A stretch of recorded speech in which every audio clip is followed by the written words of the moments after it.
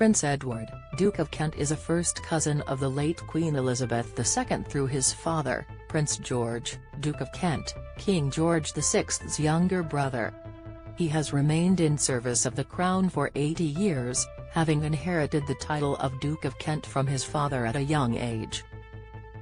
In June, he stood alongside Queen Elizabeth during her first balcony appearance to mark her Platinum Jubilee. Just a few months later, Edward joined the rest of his family in mourning their matriarch and was seen at her state funeral. Her Majesty is understood to have been fond of her cousin, and the Duke's biographer has claimed the pair shared the same mantra in life. Writing for the Sunday Express to mark Edward's 80th birthday in 2013, Celia Lee, author of HRH The Duke of Kent, A Life of Service, said, "Her Majesty has a huge amount of admiration and respect for her cousin who, having turned 80 on Friday, remains one of the most unsung members of the royal family." According to Sir Richard Buckley, Prince Edward's private secretary of 28 years, he never loses his temper or is cross, has a fine eye for detail and an excellent memory, often remembering people's names when he has only met them once. The Queen likes him for his reliability and ability to economize, often cramming as many engagements as possible into his overseas trips. Like his cousin the Queen, the Duke's mantra has always been keep calm and carry on. Read more. Meghan and Harry have left big void in royal family as recent photographs analyze. The Queen admired the Duke of Kent, her first cousin. Image, Getty Images. The Duke of Kent shares the late monarch's stoicism. Image, Getty Images. New portrait of King Charles III on 50p unveiled by Royal Mint. King Charles III will become the first king to appear on British coins since the Queen ascended the throne in 1952. His portrait will appear initially on special £5 crown and 50p coins in honour of the late Queen's life, before expanding to commemorative coins and general circulation. Take a look here.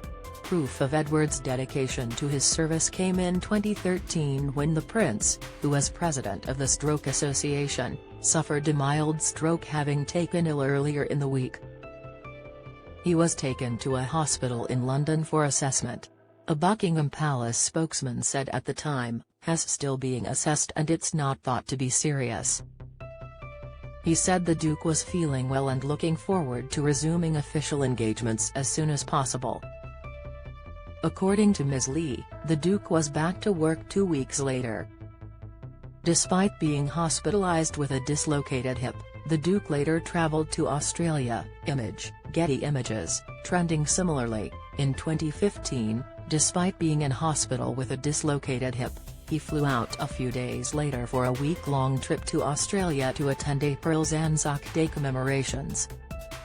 Now, the Duke keeps a low profile but still maintains his position as a working royal. Following Prince Philip's retirement from public duties in 2017, the Duke of Kent was at the Queen's side for many state events, and during the pandemic, he was the only member of the family to accompany her during her scaled-down birthday celebrations. Like this year's Jubilee Trooping the Colour, Edward also stepped up into the role at the 2013 ceremony when the Duke of Edinburgh was recovering from surgery.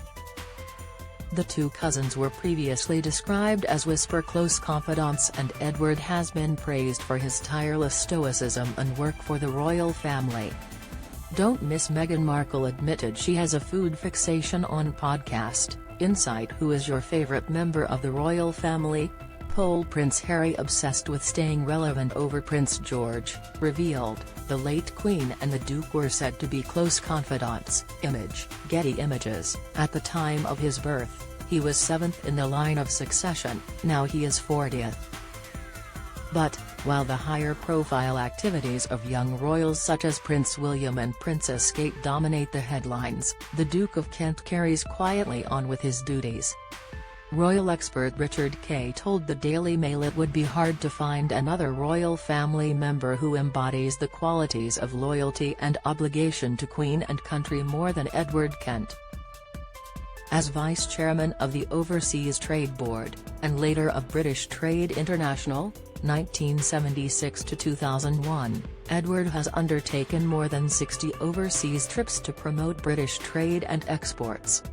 He has travelled to Europe, Japan, Australia and the Middle East, and was the first member of the royal family to make an official visit to China.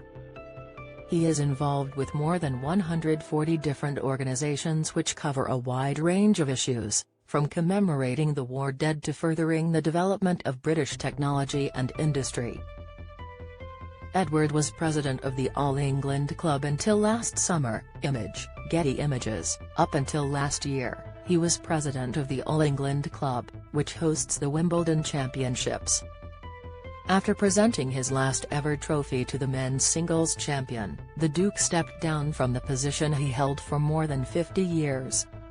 He was spotted in the royal box at this year's tournament, but the duty of presenting the trophies has been passed down to Kate, Princess of Wales.